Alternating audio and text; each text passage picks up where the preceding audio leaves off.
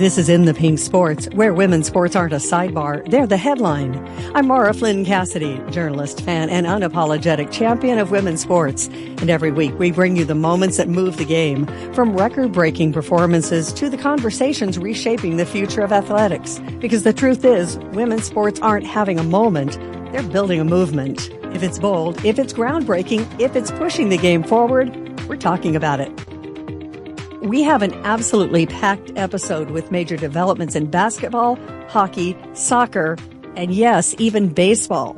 Plus an insight into what all of these changes mean for the future of women's sports. So let's dive right on in. We're starting with the WNBA, where the news of the week isn't just who scored or who won, it's how the league is evolving structurally. It's taken 17 months to get to this point, but the WNBA and the WNBA Players Association have reached a historic new collective bargaining agreement that will take effect this season, which is still scheduled to begin on May 8th, so they took this right down to the wire.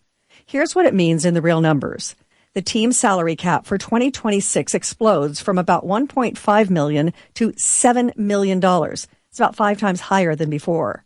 The average player salary is projected to be around $583,000 to $600,000, and that's one huge leap from roughly $120,000 in 2025.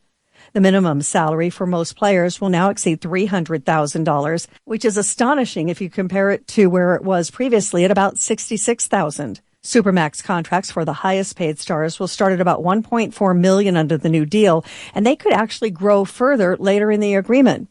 And players will also share roughly 20% of league revenues before expenses, and that unlocks ongoing growth tied to the WNBA's financial success. This isn't just a raise. It is a transformation in how women's basketball compensation works. It aligns it much closer to the financial realities of other major sports, and it finally gives elite athletes standards of pay that match their global impact on the game. And you know what? It's not just about money. With better security and with better support, including expanded benefits, improved travel conditions, and increased bonuses for awards and playoffs, players are now being valued as true professionals in a way that matches what fans have been saying they deserved for years. Now, at the center of all this on-court attention remains, of course, Caitlin Clark. She helped drive massive viewership and interest in the WNBA in 2025, and her presence is contributing to the environment that made these negotiations so urgent in the first place. But she's far from alone here. Players like A'ja Wilson and Breanna Stewart continue to anchor the league's elite level of players, while also helping define the standards expected off the court. What's especially exciting is how these financial goals give players career stability. It's no longer going to be the standard for most players to have to chase overseas contracts just to make ends meet. That's a major shift in the professional life of WNBA athletes. And with teams now having more flexibility under the increased salary cap, we're likely to see more different roster strategies play out, from Supermax heavy lineups to deeper, more balanced rosters across the league. And think about it. That could set the stage for greater parity and more year-to-year unpredictability, which is great for competition and it's great for us fans. So now let's shift to another sport that's really building some momentum. Over on the ice, the Professional Women's Hockey League continues to build a sustainable and really exciting product. The league has seen strong attendance figures and increasing fan enthusiasm as teams settled into their identities. Key players like Hilary Knight and Marie-Philippe Pauline continue to lead by example, both in skill and in leadership. And I do think we have to thank the U.S. Women's Olympic Hockey Team for really firing things up on the ice. So what's fascinating at this point in the league's evolution is how quickly some of the narratives that took years to develop in other leagues are forming here.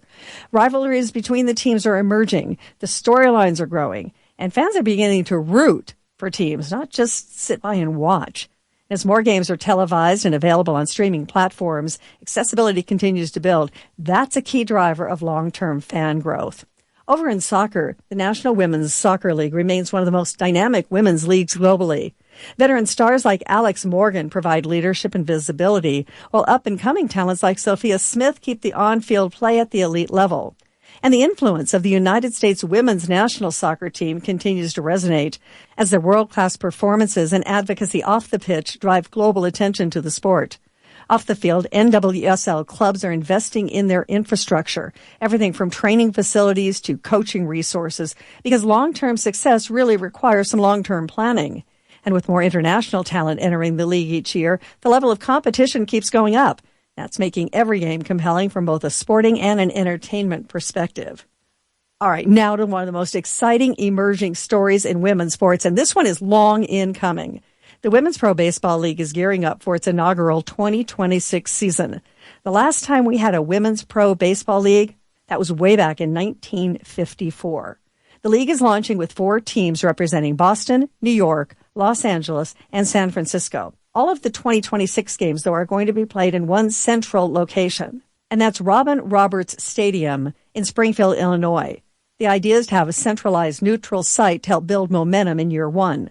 The regular season starts in August and will be followed by a postseason to crown the first WPBL championship.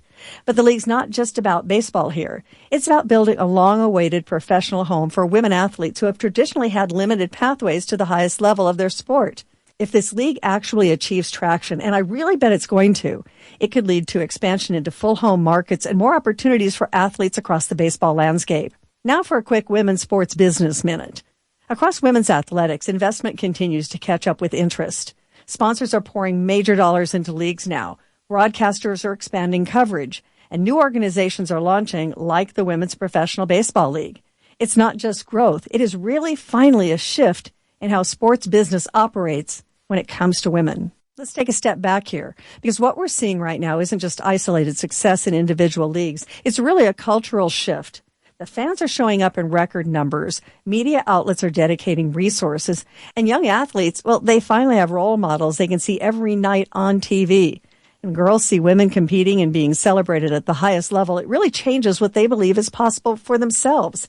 That's really the true legacy of this moment in women's sports. And before we wrap up, our athlete to watch this week is Caitlin Clark, not just for her numbers, but for her impact. She's helping grow the WNBA audience and shape a narrative where women's basketball is must-watch TV. That kind of influence changes leagues, and you know what? That's a really big deal.